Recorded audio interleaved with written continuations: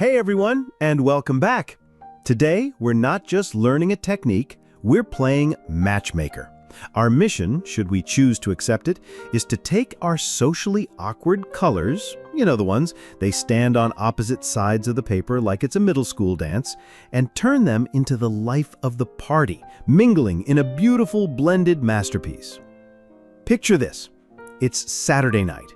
Blue is over by the punch bowl, pretending to be interested in the ice cubes. Yellow is on the other side of the room, suddenly fascinated by a houseplant. There's a huge, empty dance floor between them, a gap deeper than the Mariana Trench. That, my friends, is the tragedy I see on paper all too often. But what's funny is that in the real world, nature is the ultimate party host. You never see a sunset where orange just abruptly stops and purple begins. It's all about that smooth, soft transition. Our job is to be more like nature and less like a tragically awkward school chaperone.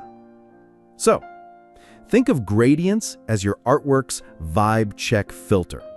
They take your drawing from the harsh, unforgiving glare of a dad's flash photography picture to a soft, professional portrait. Even a simple layered latte gets it. It knows that the best things in life are blended. Okay, so we know why we need to play Matchmaker, but how do we get our colors to actually talk to each other? It's a classic 3-act play, a love story for the ages. Act 1, the awkward first date, the feathering method. Every great romance starts with a slightly awkward first date. This is our feathering method. You take your first color, let's say it's blue, and you have it walked confidently across the page. But as it gets closer to the middle, it gets a little nervous. It slows down. The pressure lightens. It's not so sure of itself anymore. It kind of fades out like a shy whisper. Then, from the other side, yellow does the exact same thing. It starts out bold, then gets quieter, and fades as it approaches the center.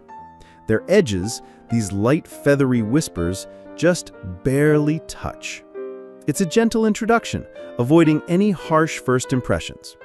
A lot of people mess this up by coming on too strong, creating those visible bands.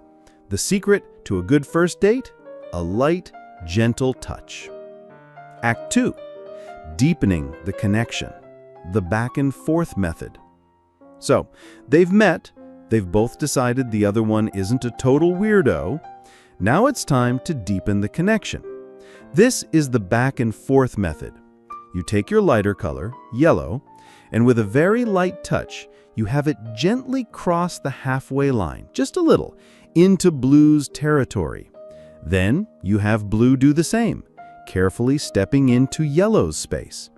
It's a quiet conversation, a sharing of secrets. You have them go back and forth like this, a gentle negotiation between the colors, weaving their stories together, layer by layer. They're no longer just neighbors, they're starting to become one. And now, for the grand finale of our love story, the moment they realize they were meant for each other. This is the one-click beauty filter, the light color glaze. You, the artist, become Cupid. You take a pencil that's lighter than both of them, white is the ultimate matchmaker, and with a firm, confident pressure, you go over their entire meeting place. This isn't just adding a filter, it's a magical act. It physically presses their little color particles together, mushing and blending them on a microscopic level until you can't tell where one ends and the other begins. It takes their relationship from a grainy 480p rom-com to a glorious 4K HDR cinematic masterpiece. It's the final, unifying polish. Let's watch this love story unfold with our magic hour sky. We start at the horizon with our hero, bright yellow, the pure joy of, yes, I'm done with work.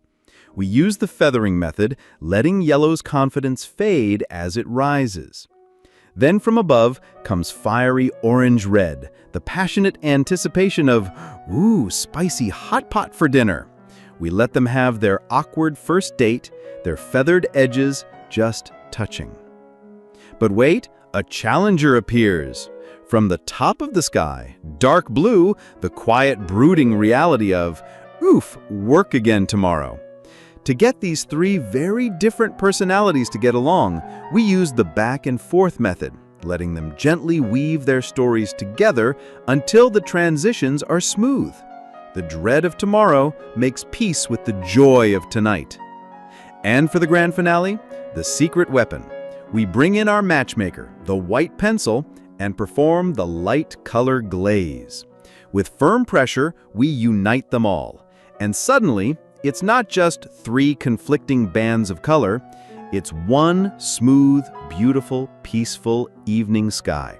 A perfect blended family. So, if you want to become a master of vibes, a matchmaker for colors, just remember the three acts of our story. Feathering is the gentle first date. The back and forth is where they build their relationship. And the light color glaze is the happily ever after, sealing the deal with a smooth finish. But remember, great love stories take time. Be patient. This isn't like trying to snag Taylor Swift tickets online. It's a process. Enjoy watching your colors shift and blend, going from shy I types to outgoing E types right there on your paper. It's incredibly rewarding. Which brings me to a final thought for you to take home. How could this story, this process of careful introduction, of developing a relationship, of final unification, apply elsewhere in your life? Maybe in how you communicate or solve problems. How can you create more seamless, beautiful outcomes beyond just colors on a page? Something to think about. Now, go grab your coloring book and give it a try. And feel free to share your work on social media and tag me. I'd love to see your masterpiece. Which cool technique do you want to learn next? Let me know in the comments below. If you found this video helpful, please give it a like and subscribe. Until next time, happy coloring!